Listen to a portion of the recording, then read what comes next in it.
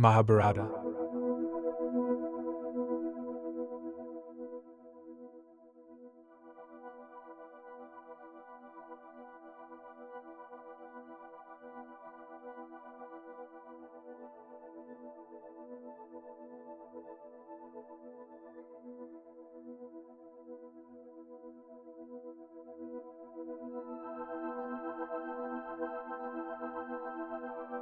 Salutations to Narayana, indeed the greatest among men.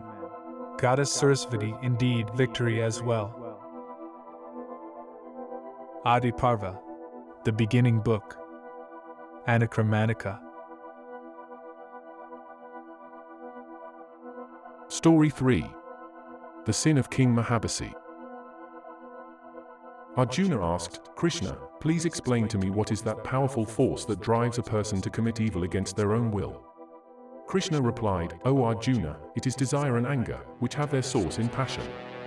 They are insatiable enemies and pure evil. Story 1. The prelude to the apocalypse. A new eon began splendidly. In response to the earnest pleas of the queens who desired the continuation of their lineage, the Brahmins, deeply committed to their ascetic way of life, agreed to fulfill their requests. For a long time, the revived warrior caste lived in harmony with the Brahmins, following the order prescribed by the law. They purified themselves from anger and desire, ruled justly, and protected their subjects from diseases and worries. The kings followed the path of righteousness, resulting in bountiful rains from Indra, and children did not die prematurely, and men did not violate the strict norms of relationships with women. All four castes performed their duties in accordance with the law. The kings made offerings and received abundant rewards from the gods.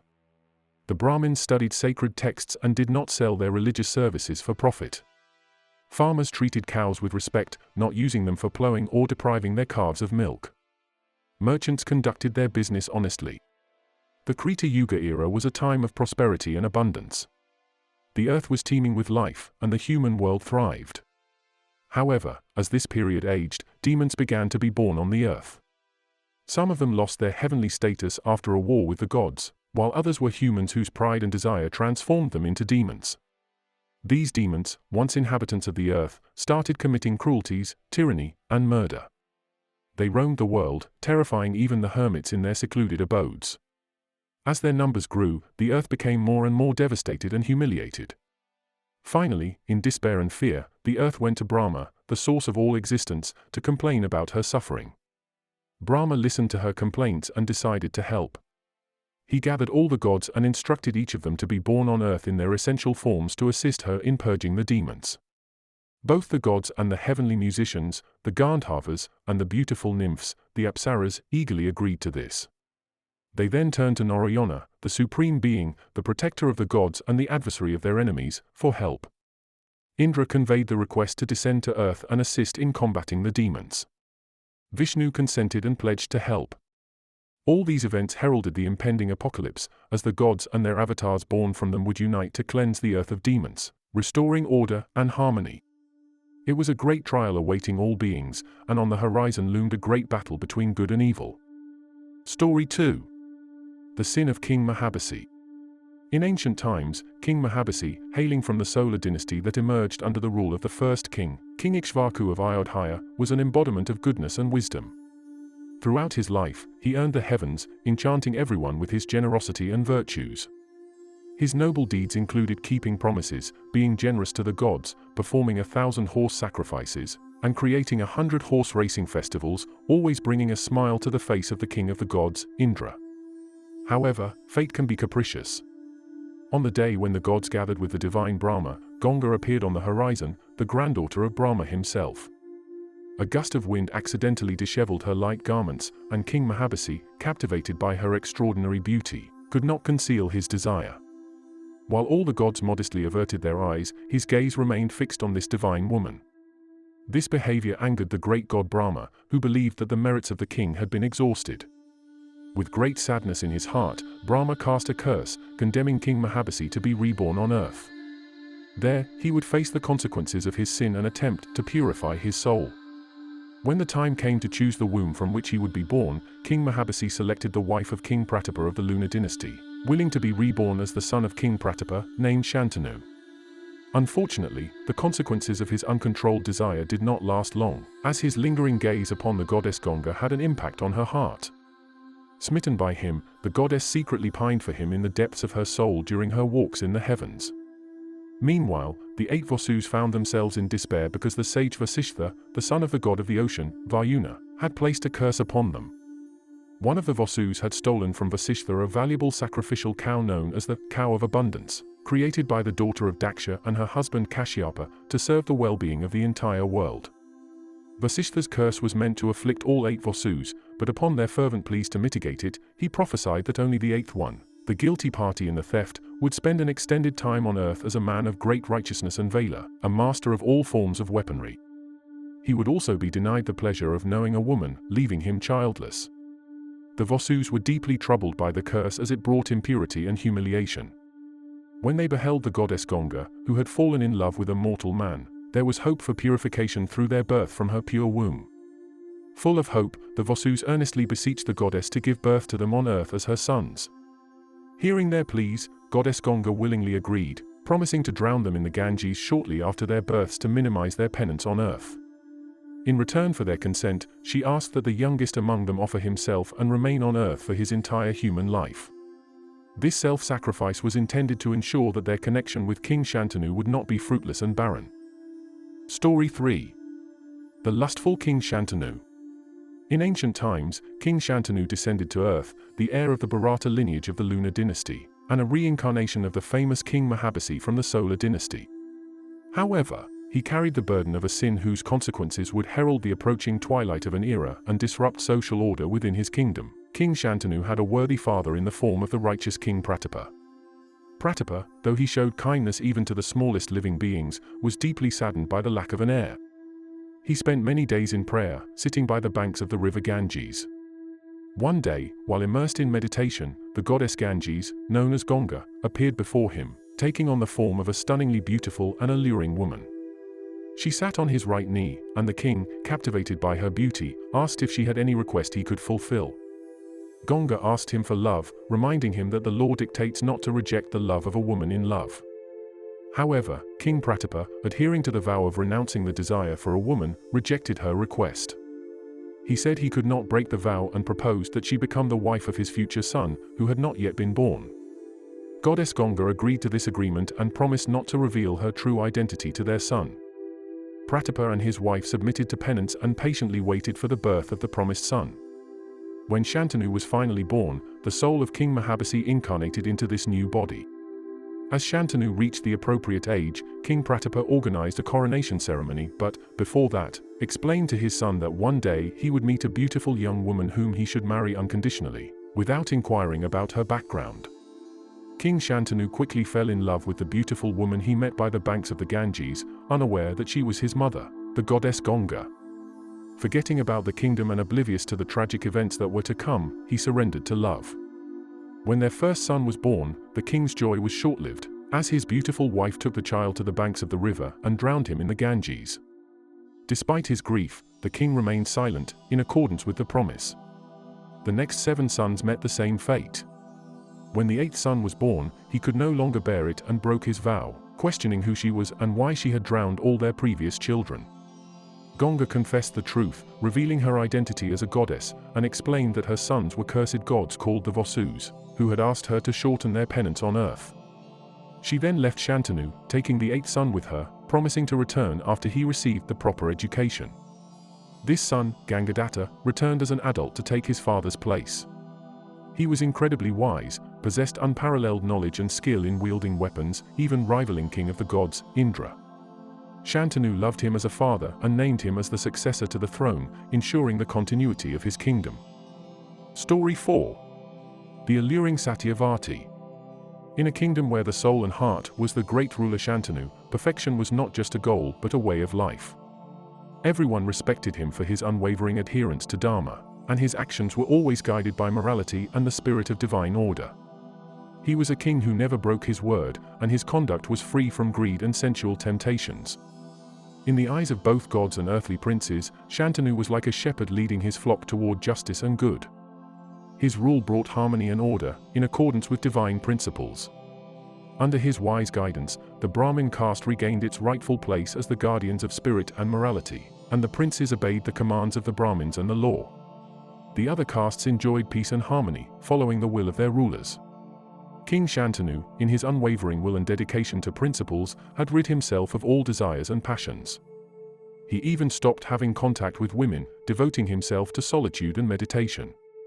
Throughout the kingdom, rituals and ceremonies dedicated to the gods and ancestors were strictly observed. The word was sacred, and thoughts were governed by the law. Every being was treated with love and justice, and unjust death became a foreign concept. The kingdom seemed impregnable, where excellence reigned at every turn.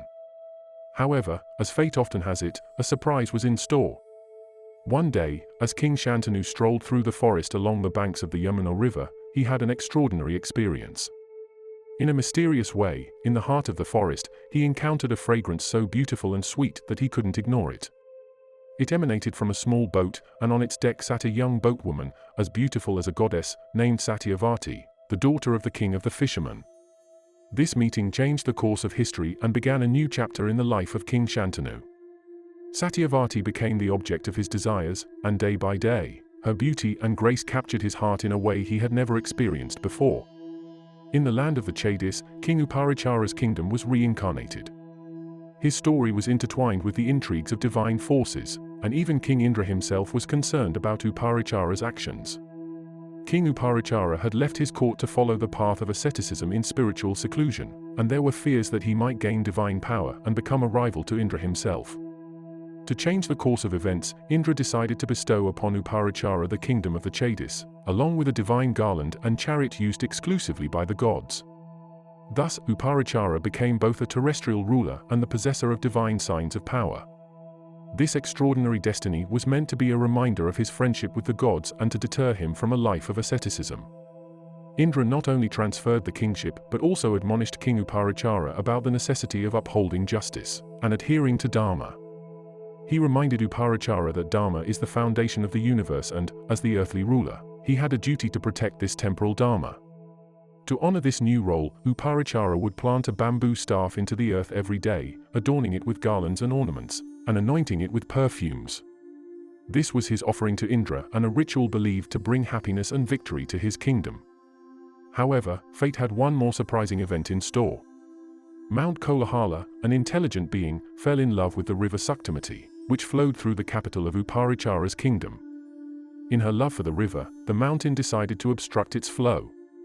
The king, upon seeing this, overcame the mountain and restored the river's free course, an act that was greatly appreciated by the river. In gratitude, Saktamati offered the king twins, a girl and a boy. The king married the girl, Girika, and made her his queen, while her twin brother was appointed the commander of his army and endowed with wealth. One day, Queen Girika expressed her desire for a son. The king went hunting and dropped his seed, which was caught by a bird. He asked the bird to deliver it to his queen. Unfortunately, another bird started fighting for the seed, and in the course of this struggle, the seed fell into the Yamuna River and was swallowed by a fish. This fish turned out to be a beautiful apsara named Adrika, who had been cursed by Brahma. When the fisherman caught this fish, he found human twins in its belly, a boy and a girl. King Uparachara adopted them as his own. The boy was named Matsya, and the girl was named Satyavati. This charming girl, though endowed with many virtues, unfortunately emitted a fishy odor around her. Because of this, Uparachara decided to entrust her to the care of the king of the fishermen, believing that this was her rightful place. In the distant past, in a land narrated by poets and singers, the story of Satyavati, the blooming flower born on the banks of the Yamuna River, was unfolding, nurtured with love by the king of the fishermen. Although she was not his own child, she regarded him as her father, and her soul shone brightly, attracting travelers whom she ferried across to the other side in her picturesque boat. But fate held something special for her. One day, as she sailed through the tranquil waters of the Jamuna River, she brought a pilgrim named Parashara on her boat. His heart was captivated by her beauty, and the flame of desire burned within him. However, he was a hermit, a man of deep spiritual understanding, who did not allow his emotions to entangle him in desire. To hide his feelings from the eyes of the sages waiting for her return on the shore, Parashara created a concealing mist, turning their meeting into a secret that concealed many mysteries. On that same day, amidst the fog and secrecy, Satyavati, while preserving her chastity, unexpectedly gave birth to a son named Vyasa, who would become a great sage, bringing wisdom and knowledge to the world. But this was not the only grace that Parashara bestowed upon Satyavati. He also granted her request to be freed from the fishy odor that surrounded her. In response to her request, the hermit readily agreed, and from that moment, Satyavati emitted a divine fragrance that attracted King Shantanu as he walked along the banks of the Jamuna. King Shantanu, walking along the river, saw this beauty and felt a sweet fragrance that penetrated his heart and soul. He was ignited by a love so deep and passionate that he desired Satyavati to become his queen. He went to the king of fishermen, ready to offer all his majesty at the feet of this exceptional woman. The king of fishermen, though he deeply wished for his daughter's dream to come true, set a demanding condition: Satyavati's son must become the heir to the throne. This ultimatum overwhelmed Shantanu, as his beloved son, Gangadatta, had already been designated as the future king. The king had to relinquish his own love, but the memory of the beautiful Satyavati and her seductive fragrance filled his heart with melancholy. Gangadatta, deeply bound by his love for his father, noticed his pain and distress. When he asked the king about the cause of his sadness, the king told him about his concerns for the future of the dynasty. He spoke about the importance of having offspring, sacred rituals, and sacrifices associated with them. However, Gangadatta did not believe in the complete honesty of his father's words. He learned from a faithful advisor that the true cause of the king's sorrow was Satyavati's request for their son to become the heir, which Shantanu could not agree to. Understanding the true reason for his father's grief, Gangadatta, along with many warriors, went to the residence of the king of fishermen. He intended to ask him for Satyavati's hand in marriage to fulfill his father's dream. The king of fishermen revealed his past dream that his daughter would become the wife of a powerful ruler like Shantanu. Although he loved his daughter, he feared the rivalry between her offspring and Gangadatta, who was renowned for his skills in wielding weapons. Gangadatta, filled with love for his father, boldly declared that he renounced his rights to the throne for his father's sake. The king of fishermen was well aware of his righteousness and dedication to the truth. Nevertheless, he expressed concerns that rivalry might rekindle in the future generations. To this, Gangadatta responded, "O king of fishermen, to ease your worries, I promise to remain childless and live a life of celibacy." His sacrifice was so great that the gods, looking from above, named him Bhishma, the one who inspires awe but also admiration. King Shantanu, full of gratitude and admiration for his son's sacrifice, granted him the gift of choosing the time of his own death. It was a tale of love, sacrifice, and unwavering loyalty that no treasure in the world could surpass. The fifth tale, Chitrangada and Vichitravirya, the short-lived descendants of Shantanu and Satyavati. In ancient times, King Shantanu and Satyavati enjoyed a brief period of marital happiness, which was tragically cut short by the death of the king before his younger son, the great archer Vichitravirya, reached adulthood. After his father's passing, at the request of his mother Satyavati, the elder son, the proud and valiant Chitrangada, was crowned as king. Chitrangada possessed a great ego and a fearless heart. He challenged both humans and demons to battles, seeking to prove his invincibility. He defeated all the weapon masters on earth, but his greatest challenge came in the form of a duel with the powerful king of the Gandharvas, the lord of divine music. This battle lasted for 3 years, and in the final clash, the magical power of the Gandharva king proved stronger, resulting in the death of King Chitrangada. After this tragic loss, Bhishma, at the request of Satyavati, crowned the younger son, Vichitravirya, as king. The young ruler had not yet come of age, so the righteous Bhishma ruled on his behalf, protecting him, while Vichitravirya paid homage to his brother. When the time came, Bhishma began searching for a suitable wife for the young king, thinking of the kingdom's future.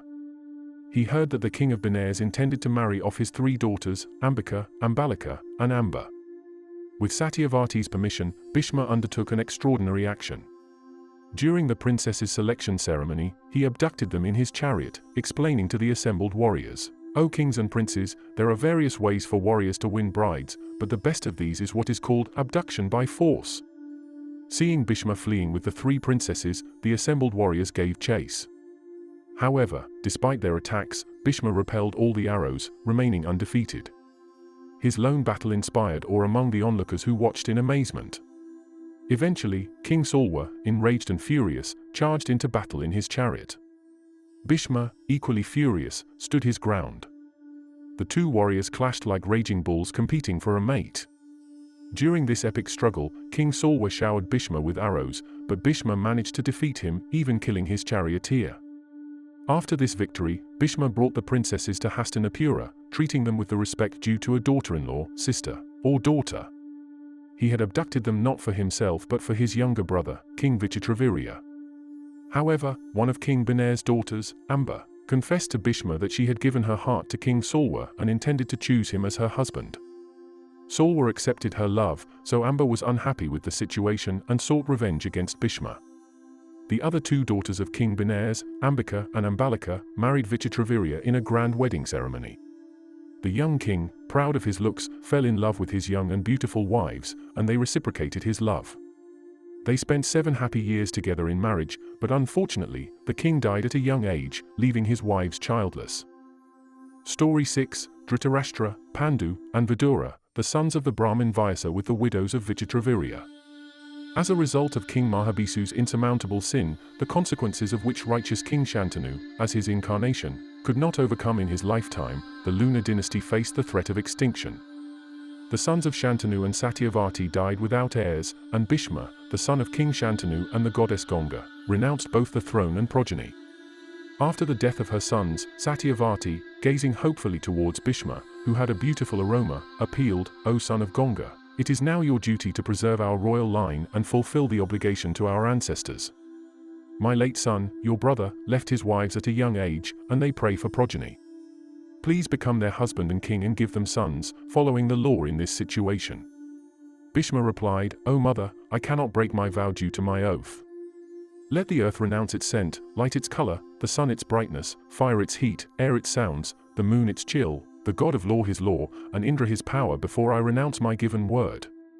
Satyavati retorted, "O son, I understand the power of your oath, but I know that your word is your strength and can create new things. I also know that you gave this promise, surrendering for the sake of your father. However, considering the catastrophic situation, act in accordance with the law to prevent the extinction of our royal line, and to ensure that the law itself does not perish." Listening to her pleas for offspring, Bhishma, initially approaching the breaking of his vow, replied, "O queen, return to the path of Dharma before you lead us all to destruction. There is no law that allows a warrior to break his word. However, there is an eternal law regarding crisis situations that can help maintain the royal line of King Shantanu on earth. Listen carefully, so that you can put it into practice." Bhishma explained that when the warrior caste is threatened with extinction, such as being wiped out by the sage Parashurama, rebirth can occur through the help of Brahmins and their purified semen resulting from their religious practices. He said, "O mother, invite a Brahmin of great virtue to our palace and ask him to sow his seed on the field of your deceased son and give sons to his young widows." This counsel brought joy to Satyavati, who, despite being a royal daughter, had a son Brahmin, the famous sage Vyasa, who was given to her by the Brahmin Parashara even before her marriage to King Shantanu. She replied, "O Bhishma, your words, stemming from truth, are our guide and salvation for our dynasty." With all her thoughts focused on her son Vyasa, Satyavati summoned him, and when he appeared, she paid him due reverence as a Brahmin, and overwhelmed by motherly feelings, she took him into her arms and shed tears of emotion and joy. Vyasa sprinkled his lamenting mother with water and said, "O mother, who knows the intricacies of Dharma, I have obediently come at your request to do as you command." Satyavati said, "O Brahmin, give sons to the young wives of your prematurely departed brother Vichitravirya, whom they desire greatly and who are needed for the kingdom and dynasty." Vyasa responded, "O mother, let it be so. I know that your mind is focused on Dharma and has the welfare of all living beings in mind. However, I cannot meet the young widows until a year has passed, as that much time is needed for them to prepare for a meeting with me, making the necessary vows." Nonetheless, Satyavati, terrified of the prospect of leaving the kingdom without an heir, did not want to wait that long, and obedient Vyasa agreed to shorten the waiting time. He placed a condition, though, stating that the widows of Vichitravirya must swear that they will not be afraid of him, as only when they accept him without fear and love him as they did their husband, will they bear sons who will surpass all in strength, wisdom, health, and beauty. Taking a closer look at this story, the legend goes as follows. In the bright morning, as the moonlight gave way to the sun's rays, Ambika looked into the mirror with curiosity. Her attendants had completed her toilet, preparing her for her entry into the marital chamber. Months of mourning hadn't diminished her beauty. Her round face, with flawless milky skin, was adorned by jet-black curls, and graceful arched eyebrows framed her eyes, as dark as lotus petals. It was no wonder that Vichitravirya, smitten with her, rarely left her side during his lifetime. Her maidens dressed her in beautiful attire and jewelry. Now, clothed in resplendent garments and jewels, Ambika, with a tinge of melancholy, looked back on the days spent with her husband. How strange a feeling she, who had known the embrace of Vichitravirya's strong arms, was now preparing to meet another man. Ambika shuddered at the thought of what awaited her. Her anxiety grew. She dismissed the bustling maids around her. She needed a moment of solitude to gather her thoughts. When Vichitravirya unexpectedly departed from this world, she had wanted to go to the funeral pyre to join her husband in the realm of the heavens. She couldn't imagine life without him. However, the Queen Mother, Satyavati, had stopped her, reminding Ambika of her duty to her husband. Even though they had 7 years of marriage, they hadn't been blessed with offspring. How could the king enter the gates of heaven without fulfilling his most important duty, leaving no heir behind? Satyavati convinced Ambika and the king's other wife, Ambalika, that they had to live to fulfill their duty to their husband. Only then would his soul be happy in the afterlife. According to sacred texts, in a unique situation, if a husband was unable to provide offspring, a man's older brother could take his place. This was precisely the situation. Ambika felt more at ease. Accepting intimacy with Bhishma, she wouldn't betray her love for her husband. On the contrary, she was doing this for him and for the kingdom. She stopped nervously pacing her chambers and sat on the ivory bed, awaiting Bhishma with trepidation. It was Bhishma, the man whose righteousness matched his strength. To whom else could she entrust the responsibility of securing a future king? She resolved to welcome him honorably. Someone knocked at the door. Ambika raised her eyes shyly. The door swung open, and in her chamber stood a tall man. Her blood ran cold. It wasn't Bhishma. In her royal bedroom was a wrinkled, repulsively filthy ascetic. His tangled hair covered his emaciated face, and his wild eyes stared at her. His teeth were almost as black as his skin, and his only attire was a dirty loincloth. His hairy body was encrusted with dirt and dust. He approached her without ceremony and sat beside her. Ambika immediately recoiled, avoiding his touch, accompanied by a nauseating odor. Who was this man? She knew that her only brother-in-law was Bhishma. She prayed to the gods to faint. Otherwise, she wasn't sure how to bear the touch of this horrifying man. Satyavati felt guilty. If not for her father's greed, the kingdom of Hastinapura wouldn't be in such a difficult situation. Now, she sat before the powerful Bhishma, the son of the goddess Ganga and King Shantanu, who was the bravest of men. As the eldest son of the true King Shantanu, he should have inherited the throne. Unfortunately, her foolish father had squandered this valuable opportunity because of her. She remembered how it all began. It was an ordinary day. Satyavati sat by the river, waiting for someone who might need a ferryman. That was what her father, the leader of the local fishermen, had instructed her to do. By serving pilgrims in this way, the girl was to gain favor with destiny. On that day, a powerful Shantanu, the king of the world, arrived in the nearby forest for a hunt. From afar, he sensed an intoxicating fragrance emanating from Satyavati's body. The king, enchanted by the divine aroma, immediately located its source and was entranced by the beauty of the girl. His eyes made it clear that he wanted to marry her. Upon learning that she was still a virgin, he promptly went to the girl's father to ask for her hand. Satyavati returned home as the dejected Shantanu left her hut. The leader of the fishermen agreed to give his daughter to him on the condition that his son would inherit the kingdom. However, the king already had a beloved and affectionate son, Devavrata, who was to be the heir to the throne. As a father, he couldn't dishonor him, especially because of his own desires. He left with a heavy heart. Satyavati also suffered due to her longing for the king, and for many days, she prayed to the gods to allow them to be together. One day, Devavrata appeared at her hut. He came without the king's knowledge to ask for her hand on his behalf. The girl's father was unwilling to change the conditions, so Devavrata had to renounce the throne of Hastinapura. Let the descendants of Satyavati inherit the crown. However, the father still hesitated. He understood court intrigues well enough to foresee that even if Devavrata renounced the throne, his descendants might turn against Satyavati's sons in the future. It was this doubt of the father that led Devavrata to take a drastic step. He vowed never to marry and to remain celibate for life so that his father could be happy.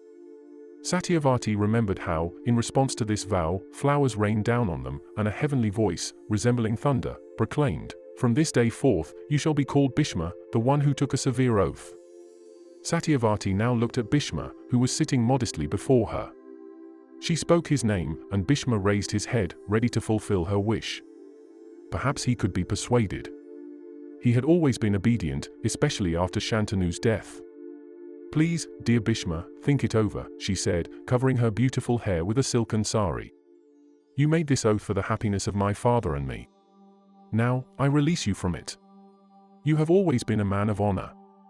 Please, consider our current situation. You took this oath to serve the elder generation. Now, that responsibility undoubtedly falls upon you. Ascend the throne of Hastinapura and ensure that our ancient kingdom does not perish."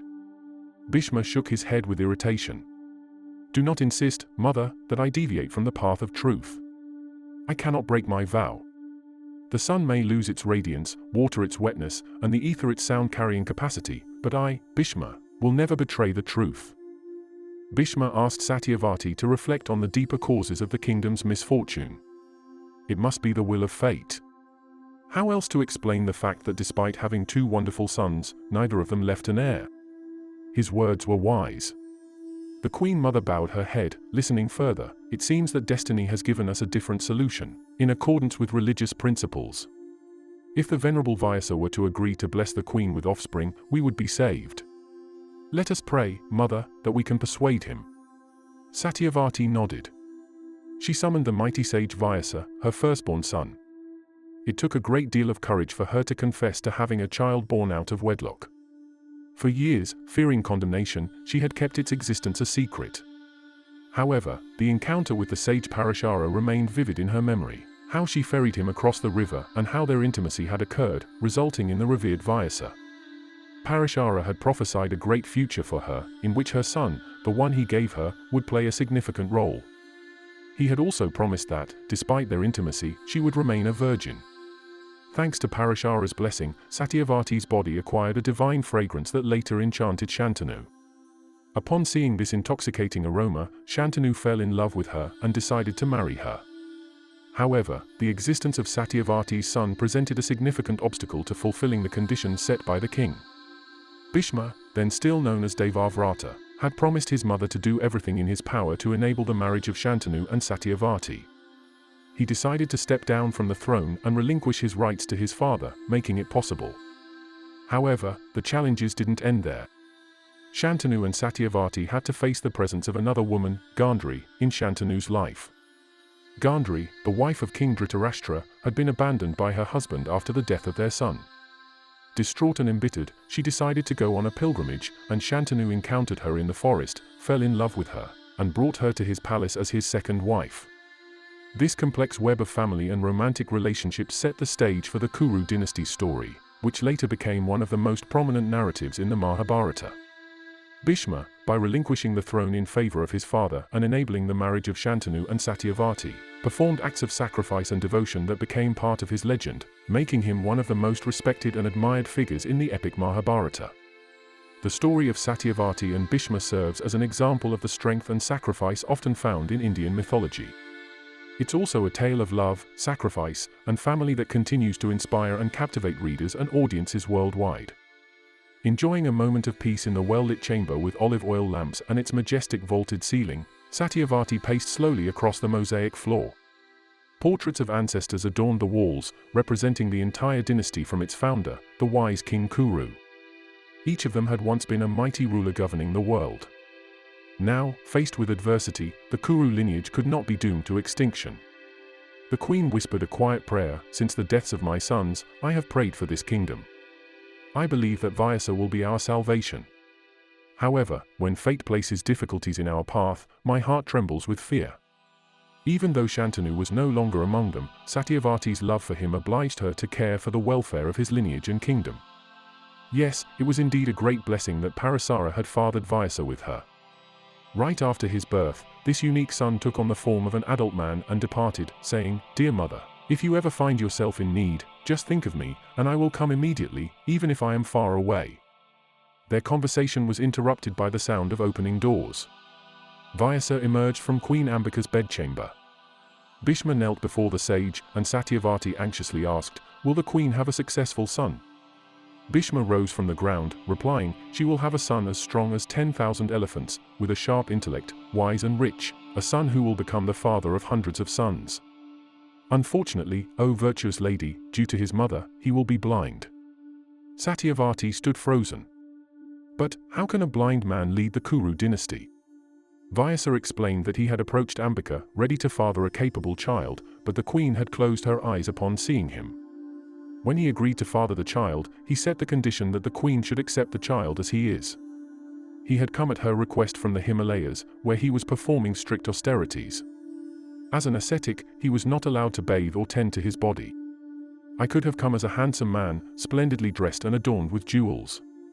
However, the queen would have had to take a certain religious vow first and observe it for a year. But you asked me to give you a child immediately. Instead of practicing austerities for a year, she had to accept me in my current form." Satyavati cursed her own impatience. Indeed, she didn't want to wait. The lack of an heir to the throne posed a threat to the kingdom. Where there is no monarch, even rain doesn't fall properly, and the gods don't bestow their blessings. That's why she begged Vyasa not to delay even for a moment. And here was the misfortune. A blind son. Surely a blind person couldn't be king. "You must give the kingdom another son," the queen implored Vyasa. "We cannot allow Kuru to have no successor to the throne. Please, do it again." Vyasa understood her concerns but responded calmly, "Everything is happening according to divine will. Now, O virtuous lady, you must bear another son with my younger sister, Ambalika." The queen, though horrified by Vyasa's appearance, realized there was no other option. Another attempt was made, and it turned out better, although Ambalika was pale and frightened in the sage's presence. Vyasa told Satyavati that she would give birth to the son of Ambalika's younger brother, who would be named Vidura. He warned, however, that Vidura could not become king because he was not a descendant of King Shantanu. Nevertheless, he would become a renowned advisor and sage in the future.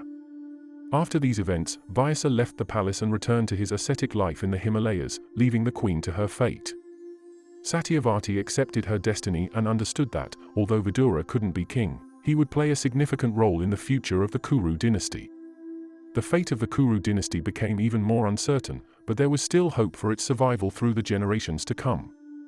In reality, Vidura was an incarnation of the god of Dharma, who was born on earth due to the curse of the Brahmin Mandavya.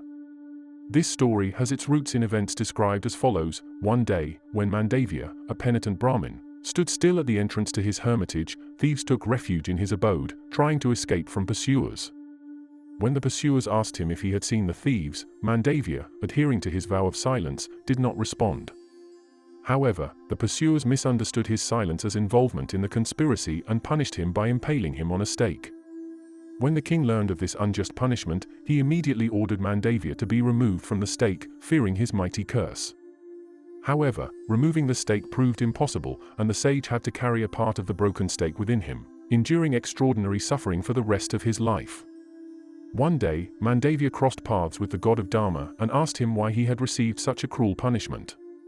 Dharma replied, "O Brahmin, have you forgotten your transgression when, as a child, you impaled an innocent insect on a sharp blade of grass?" At that moment, Mandavya, angry with Dharma, cursed him, saying, "O Dharma, how could you allow such a severe punishment for such a minor offense? By the power of my spiritual austerities, I limit your authority over sins committed before my 14th year, and I curse you to be born as the son of a maidservant on earth." Although Vyasa's intervention managed to resolve the issue of the Kurush lack of a king and 3 princes were born, it didn't automatically settle the matter of succession to the throne. Each of these princes carried some imperfection due to their mother's actions. Dhritarashtra, despite being the eldest, was born blind. Vidura, even though born from the god of Dharma himself, was born from a maidservant. Hence, Pandu, although not the eldest among the princes and having a pale appearance, was chosen as the heir to the throne. While King Pandu hadn't yet come of age, Bhishma took care of the kingdom, governing in accordance with the dictates of the Vedas. His rule was marked by perfect harmony, and the kingdom flourished with numerous temples and sacrificial pillars. The land yielded abundant harvests, the trees bore fruit, and the animals thrived. Cities teemed with life, bustling with merchants and craftsmen, and the people followed the path of Dharma, performing the appropriate rituals and being generous and noble in their deeds. They were courageous, knowledgeable, and willing to offer their sacrifices and vows. They were generous, free from vanity, anger, and greed. Competition vanished, and there were no beggars or widows in society. People enjoyed life, spending their time in forests and by the rivers, where they found wells, assembly areas, and homes for Brahmins. Bhishma also took care of the upbringing and education of the young princes, treating them as his own sons. They underwent the necessary purifications and studies, were taught to make vows, and were imparted with the knowledge contained in the Vedas. They were also trained in skills related to agriculture, martial arts, and statecraft. Throughout the kingdom, every success of the princes was celebrated. One day, Bhishma turned to Vidura and said, "O Vidura, our illustrious dynasty has achieved sovereignty and dominance over other dynasties. We must take steps to strengthen it and expand our influence by marrying our princes to the daughters of the kings of Sabala, Madra, and Yadu.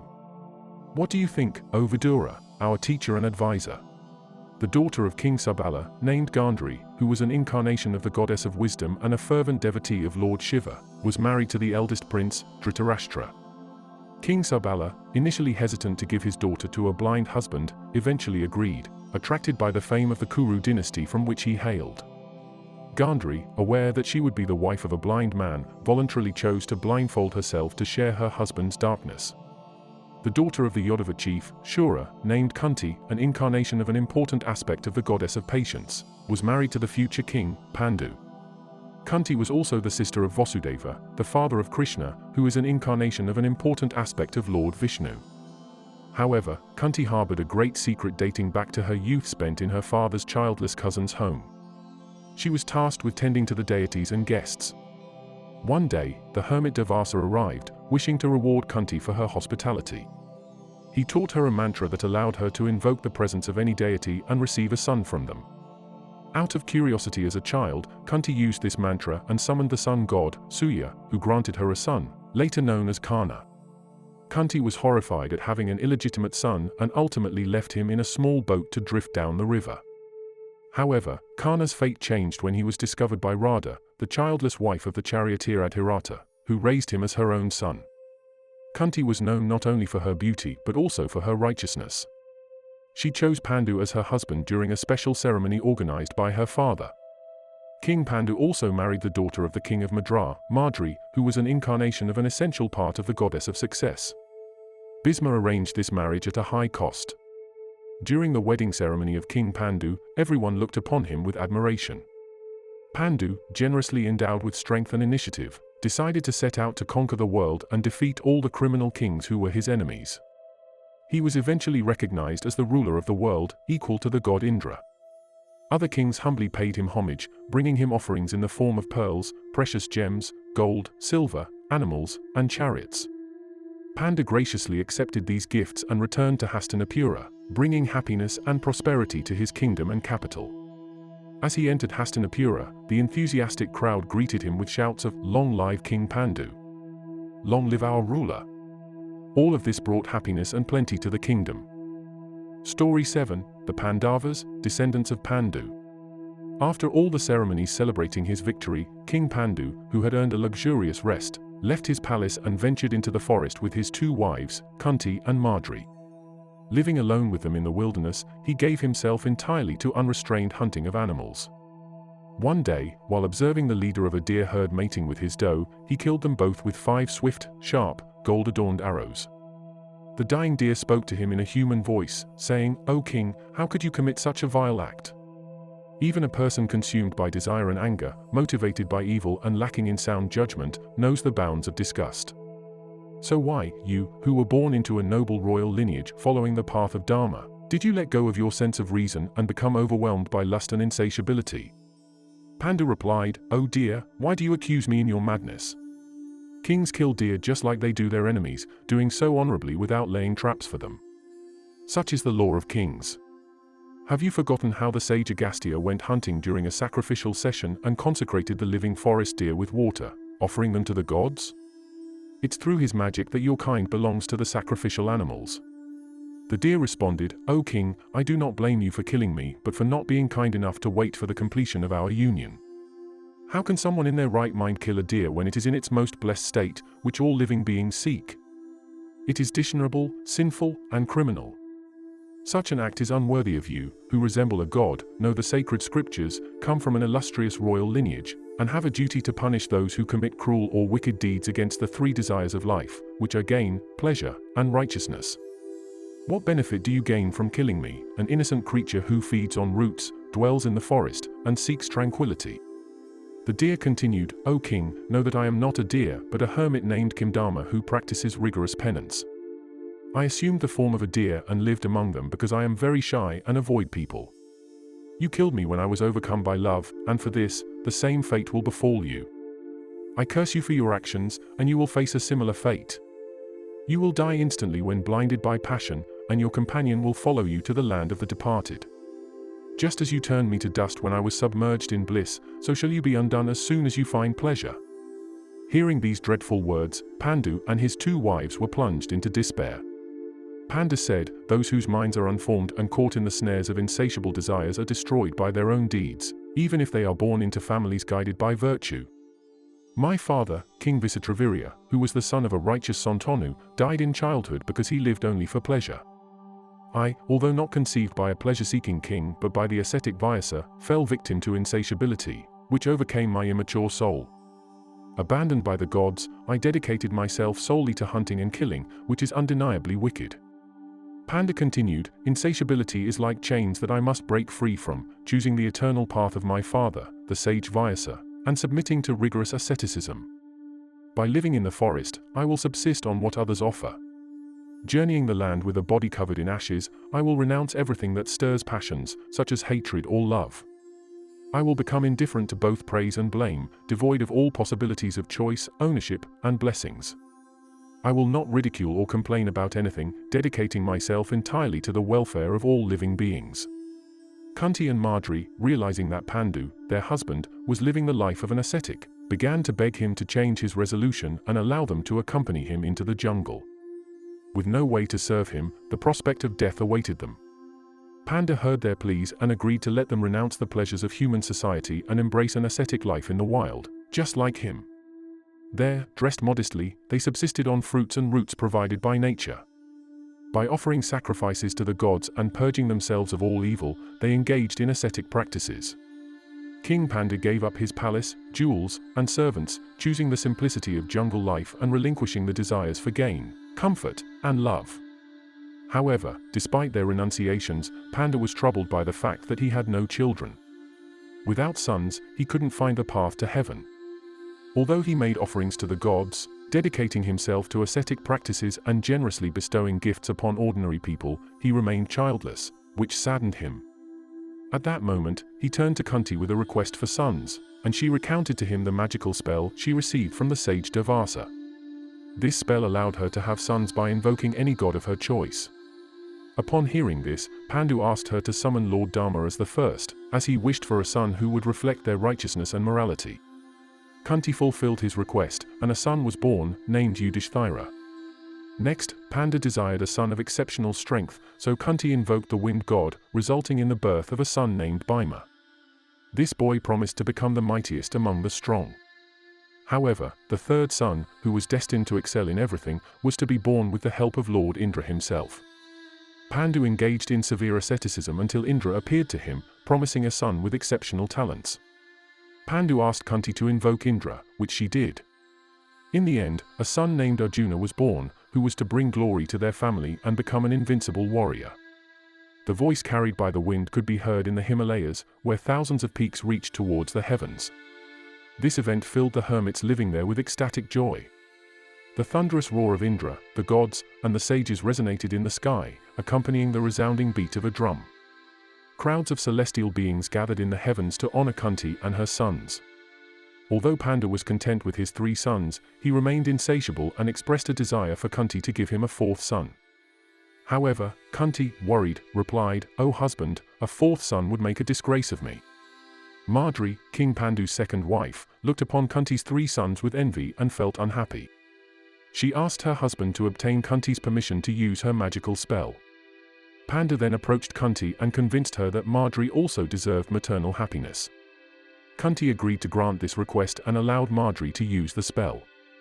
Marjorie, hoping to outdo Kunti, invoked the divine twin deities, the Ashwini Kumaras, the sons of the sun god, Surya. She received 2 twin sons, Nakula and Sahadeva, from them. After their birth, a voice from the heavens proclaimed, "O Marjorie, your twin sons will be blessed with great beauty, courage, and virtue." Even though Panda was now the father of 4 sons, he remained unsatisfied and asked Kunti to allow Marjorie to have 1 more son. However, Kunti refused, fearing further provocation from Marjorie. In this incredible manner, 5 sons of King Panda were born, known as the Pandavas. They were born of greatness, beauty, and pride, walking like lions. They were magnificent archers, their power comparable to the gods. Raised in the shadow of the Himalayas, they astonished the local sages with their righteousness. In these 5 brothers, the living gods of Dharma, the wind, the king of the gods Indra, and the twin Ashwinis resided.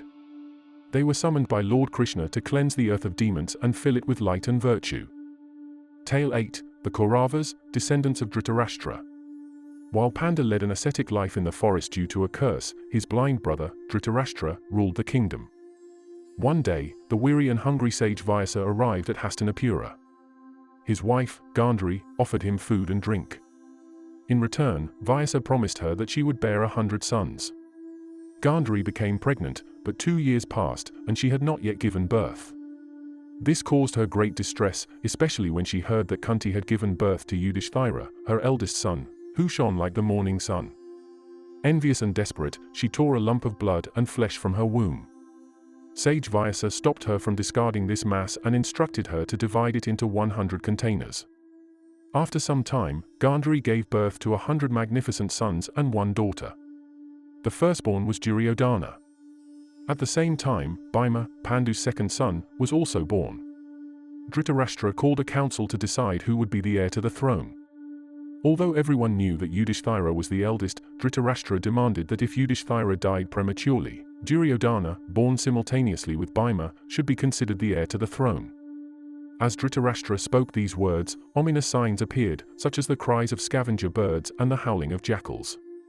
The Brahmins and Vidura understood that the birth of Duryodhana forebode misfortune for the dynasty. They urged Dhritarashtra to sacrifice Duryodhana for the good of the family, the village, and the soul.